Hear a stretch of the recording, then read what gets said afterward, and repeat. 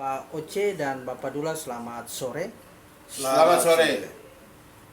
Di saat ini kami ingin konfirmasi kembali terkait dengan masalah tagih janji dari pemerintah daerah oleh ahli waris. Sampai dengan hari ini kurang lebih 7 bulan belum ada tanda-tanda yang signifikan dari pihak pemerintah Kabupaten Maluku Tenggara. Apa pendapat dari Bapak Dula selaku ahli waris? Ya, terima kasih. Yang pertama-tama, masalah ini sudah berjalan 7 bulan yang lalu. Dan saya tegaskan kembali, saya selaku ahli waris tegaskan kembali kepada pemerintah daerah bahwa segera harus laksanakan tagih-tagih janji ini terhadap ahli waris. Bahwa saya dalam hal ini sudah bertahun-tahun orang tua saya dan keturunan saya itu sudah mengalami suatu musibah yang begitu berat. Dan orang tua saya waktu itu begitu penyerahan tahun 53, orang tua saya dilantik selaku kepala desa pemerintahan waktu tahun 43, penyerahan 53. Dan sampai sekarang saya dan kuasa hukum saya sudah menyurati pemerintah daerah untuk segera dilaksanakan tagih janji ini. Ternyata selama ini pemerintah daerah tidak peduli atas surat yang kami tayangkan ke pemerintah daerah. Tiga kali perjanjian tagih janji dan 3 kali somasi, tidak ada tanggapan apa-apa terhadap pemerintah daerah. Jadi saya minta sekali lagi pemerintah daerah harus serius. Dan kalau tidak serius, sampai kapanpun saya akan tempuh jalur apapun, saya siap. Dan saya minta sekali lagi minta kepada pemerintah daerah supaya segera tanggapi, daripada nanti masalah ini akhirnya tidak bisa diatasin, karena saya sudah tidak bisa diam-diam seperti ini, dan saya akan tempuh terus sampai kapanpun. Saya minta sekali lagi pemerintah daerah segera tanggapi, jangan dipakai main-main. Karena kalau dipakai main-main ya itu risiko.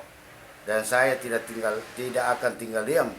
Saya akan tempuh jalur manapun, saya siap laksanakan. Oke, berkaitan dengan hal itu, kembali ke Pak Yosef Pulerubun selaku penasihat hukum terhadap ahli waris. Apa tanggapan Bapak sendiri terkait dengan persoalan ini, Pak? Baik, terima kasih teman-teman media yang sangat saya hormati. Pertama, khusus kepada klien saya dan keluarganya, Bapak Abdullah Renyani, ahli waris sah dari almarhum Hasan Renyaan. Saya menggarisbawahi bahwa beliau mengatakan tadi soal pemerintahan. Hari ini soal adat hidup juga dalam BSO karena perda. Antua dulu Bapak almarhum Hasan Renyaan itu adalah soal pemerintahan. Sekalipun sisi adat dia punya kekuatan besar, tapi dia diangkat resmi. Jadi tanggapan saya yang pertama, legal standing dari ahli waris ini sah hukumnya. Surat penyerahan, surat tagih janji, putusan perkara tahun 76, jalan batas eksekusi dari Pengadilan Negeri Tual. Itu ada didukung oleh saksi-saksi batas. Lalu kemudian sekarang kita punya dukungan dari FAM-FAM dan mata rumah yang tahu tentang sejarah pemberian tanah ini. Jadi kalau tadi Bapak Abdullah Renyaan sudah menegaskan bahwa tagih janji itu tetap akan dikejar. Saya akan mendukung sepenuhnya dalam proses tagih janji itu karena kami sudah mengirim 3 kali somasi, 3 kali tagih janji, tapi pemerintah daerah Kabupaten Maluku Tenggara sampai sore hari ini faktanya belum membalas atau merespon niat baik kami. Dan sekali lagi, kami masih beritikat baik secara kekeluargaan. Orang kayak bilang ain itu masih kita junjung tinggi dalam bingkai itu. Biar urusannya pemerintahan, tapi kita selaku anak kiai, anak adat, kita menjaga itu. Terima kasih. Ya, yang berikut, apakah dana pemerintah daerah tidak mampu untuk membalas atau melunasi tagih janji yang dimaksudkan oleh pihak ahli waris, Pak? Baik, terima kasih teman-teman media yang sangat saya hormati dan semua keluarga ahli waris. Tagih janji ini secara formal harus kita menyurati kepada Pemda. Persoalannya nanti dari mana alokasi pembayaran itu memang kita menghormati Pemda. Tetapi kami juga selalu menyarankan kalau beban APBD daerah 2 kali murni dan perubahan nilainya 1 triliun lebih, sementara tagih janji juga 1 triliun lebih, tidak ada salahnya kalau Pemda Maluku Tenggara berkonsultasi kepada pemerintah pusat untuk menanyakan jalan keluar ini. Dan saya yakin bahwa Menteri Dalam Negeri, Menteri Keuangan, Menteri BUMN yang kekayaan dan fasilitas infrastruktur ada di sini pasti punya pikiran cerdas, termasuk Bapak Presiden dan Wakil untuk menyelesaikan hak-hak masyarakat. Sekali lagi, saya yakin ada jalan keluar yang terbaik asal ini semua dikomunikasikan. Mari kita duduk antara pemerintah daerah, DPR, dan ahli waris untuk kita dapat payung hukum. Begitu pikiran saya untuk sebagai masukan kepada pemerintah daerah, dan saya yakin itu bisa diselesaikan. Terima kasih. Apa langkah-langkah hukum yang ditempuh jika semua tuntutan daripada ahli waris ini tidak terpenuhi? Baik, terima kasih.